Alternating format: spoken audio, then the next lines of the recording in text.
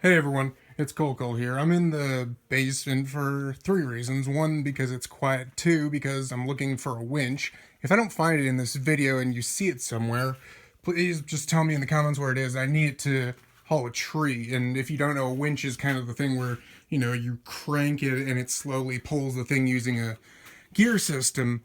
But the third reason is I'm recently Sargon of Akkad and a few other classical liberal lefties they are trying to put together a new kind of coalition. They're trying to put together a group called the Justice Democrats. And they're saying it's the Tea Party of the left, but I believe it's going to fail. And I'm going to give a few reasons why it is going to fail.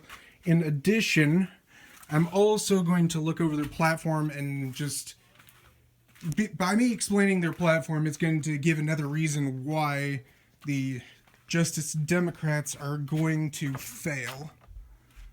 I don't think I keep back there. But anyways, so the first reason I think it's going to fail is, one, Democrats are just out of power right now, and they are out of power because they were the party that chose basically to keep the establishment rather than actually winning, and that's why we have Trump in office right now. As you can see, the basement isn't finished, so I have to kind of navigate around.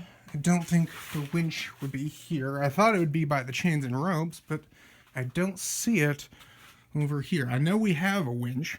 I'm just not sure where we would keep the winch. But anyway, going back over the thing that I was talking about, the Justice Democrats will fail because the DNC chooses establishment over victory. If victory isn't even your goal, and even a grassroots movement can't stop that. And secondly, the Republicans already did that. That's what Trump and our whole, alt-right movement is doing.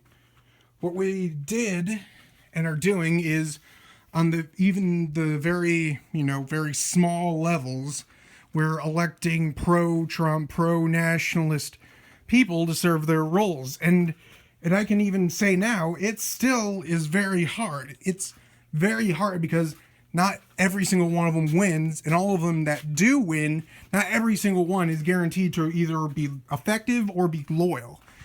I think about of the 16 people that we helped campaign to get into office so far since Trump's election. I don't think it was 16. I think it was 6. I think so far 2 haven't been elected and 2 more haven't been really effective or have kind of betrayed us in some small form or fashion. We wouldn't keep it under there. That's where we keep coolers and boxes. But so even then, this whole idea of trying to reform the Democratic Party by basically forming a grassroots movement to get small people, small positions, and going up elected, it's already been done, and it's not very effective. It's a very slow strategy. I mean, at this rate with us, we're basically competing for the exact same elections as you, Democrat or Republican here, fighting on both sides, and they're going to have to fight us on both sides, so not both of us can win. It's not a mutually exclusive thing, and we already have the momentum, and we've already started earlier. But back onto... Is that the winch? No, that's not the winch, that's a pipe.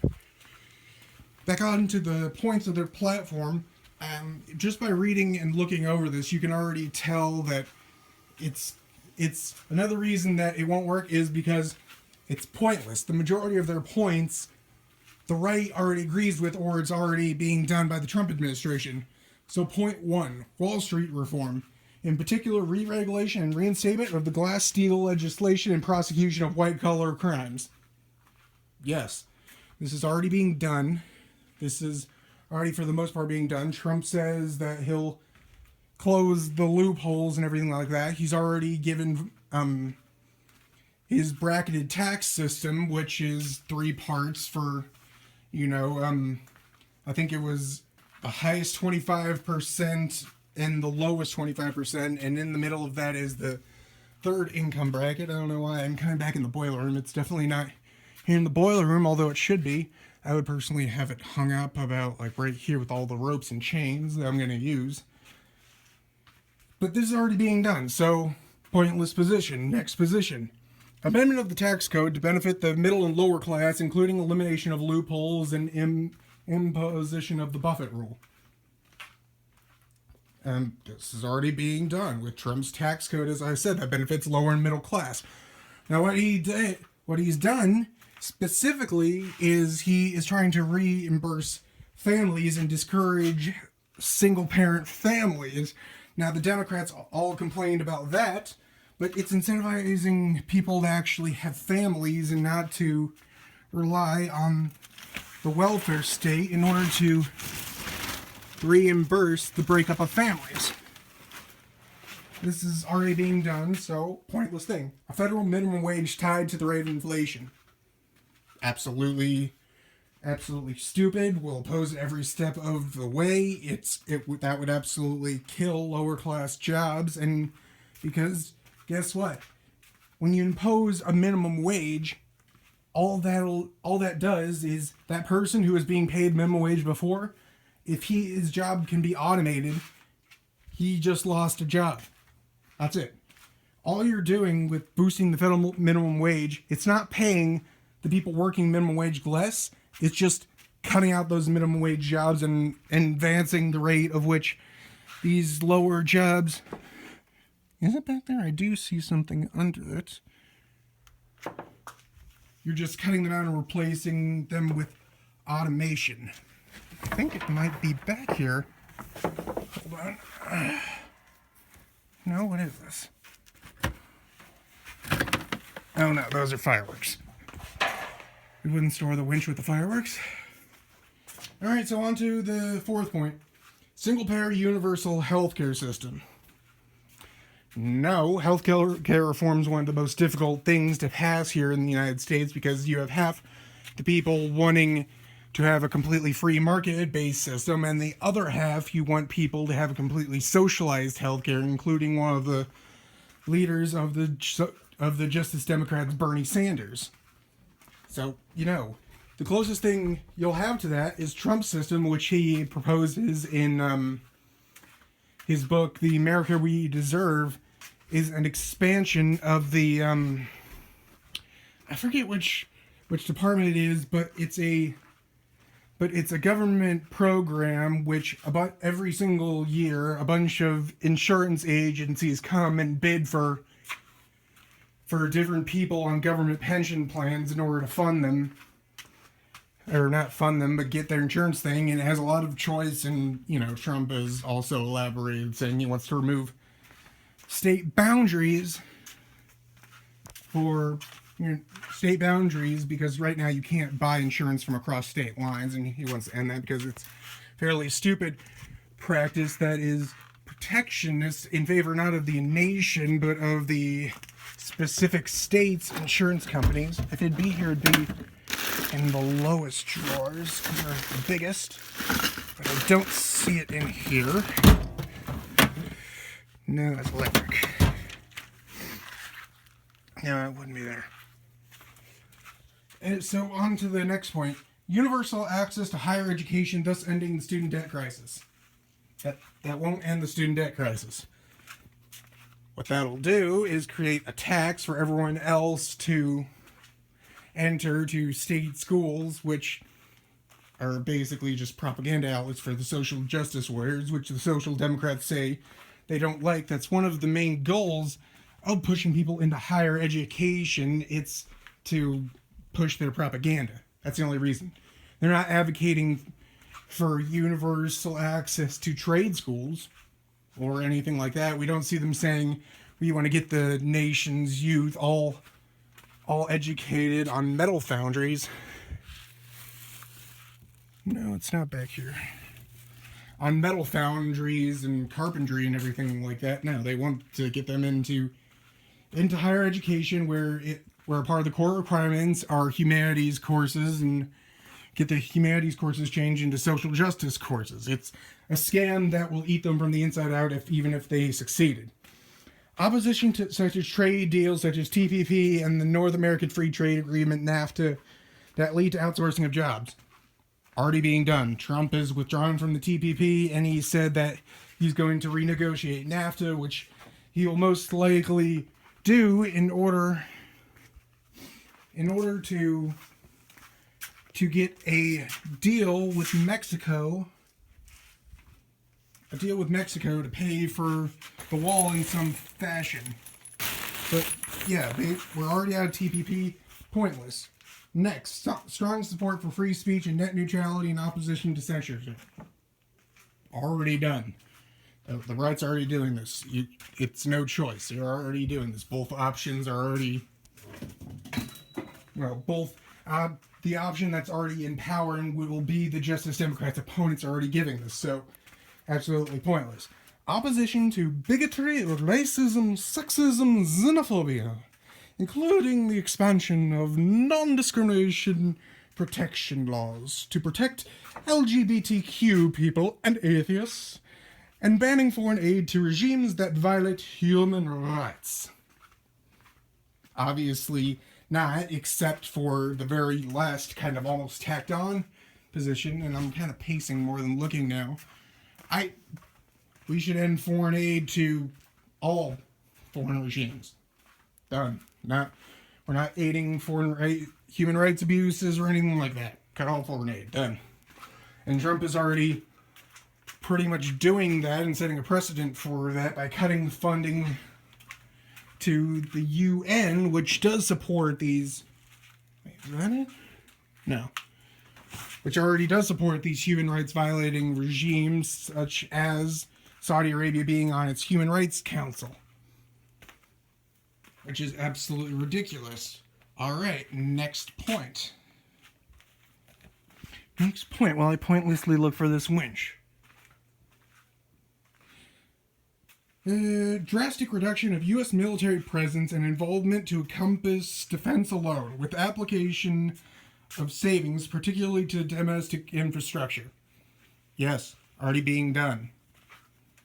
That's it. If we cut foreign donations, we're going to be cutting our foreign aid to Israel as well, which puts almost all of the $8 billion that we give to them into buying our military defense. Cut that out as well. I agree. We should condense our military back to the areas of North America with a kind of secondary base on the East Asias by Japan and China for that whole region as well. But we have no business being in Africa or Europe or the Middle East or even South America. All right, next. Amendment of drug policy with focus on legalization, taxation, and regulation of currently illegal drugs, expansion of addiction treatment programs, pardons, and communication of sentences for those serving prison time for non-violent drug offenses. No. I'm all for the very beginning of those things, of treating people who use drugs as victims that need to be put into therapy and all that to get over their drug addictions. All for that. Commuting, and it was specifically commuting and pardons to minor nonviolent drug offenses.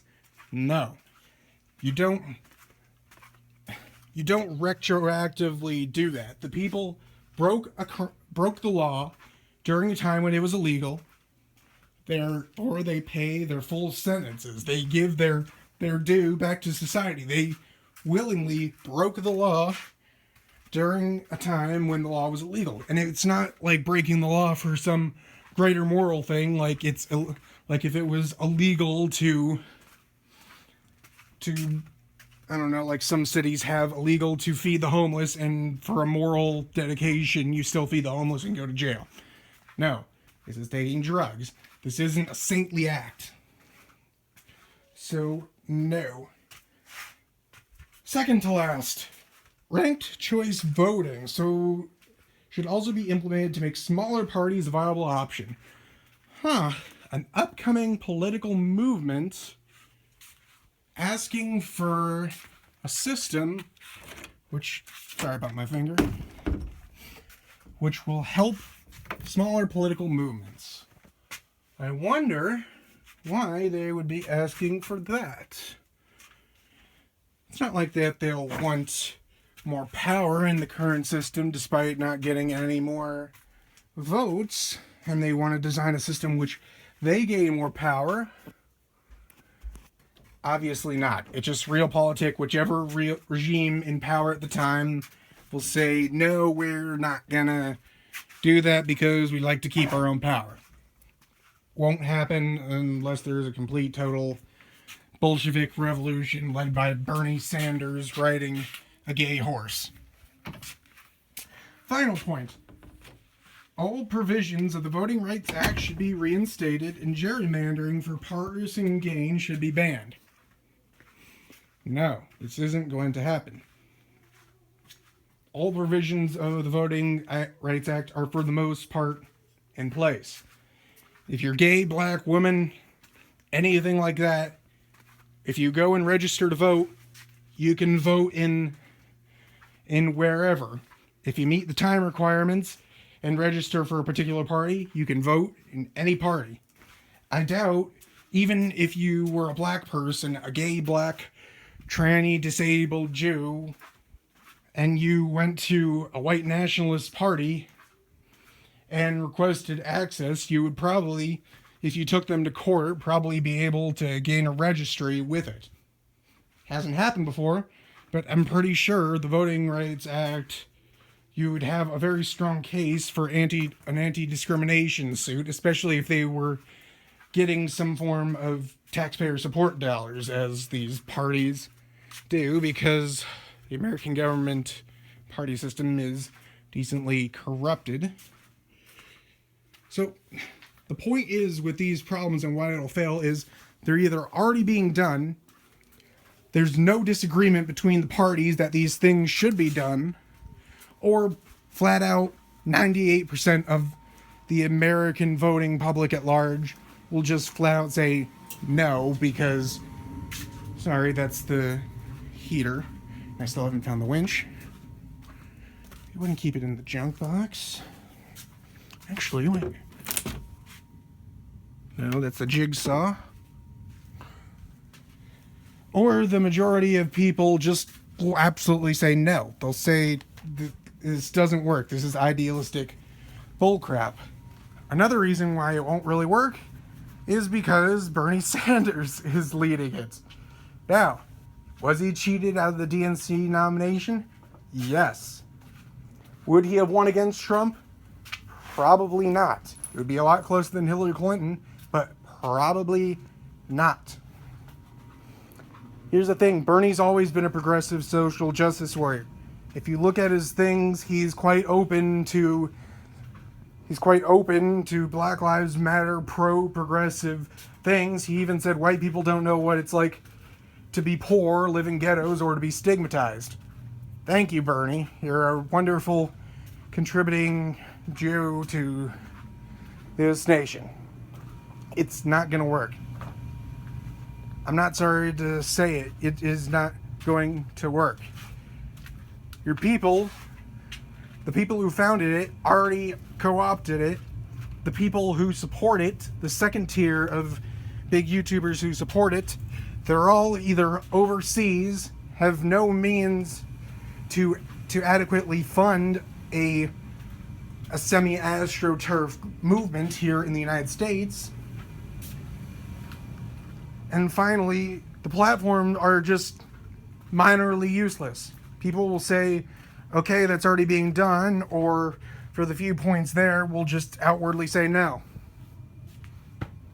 It's already, you can't just change it with an idea.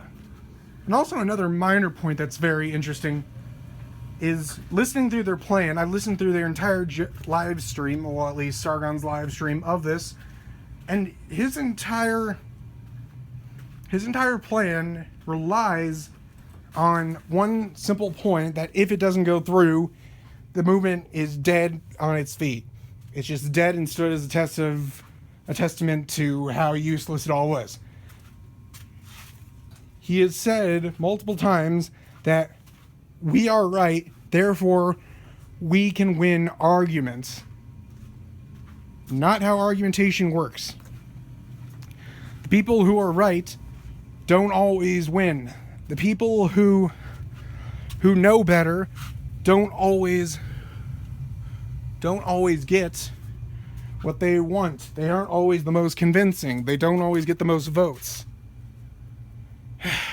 Where is that winch? Is this the winch? No. Wait. It should be here somewhere, but I can't find the stupid winch. If anyone sees it, leave it in the comments below. But the point is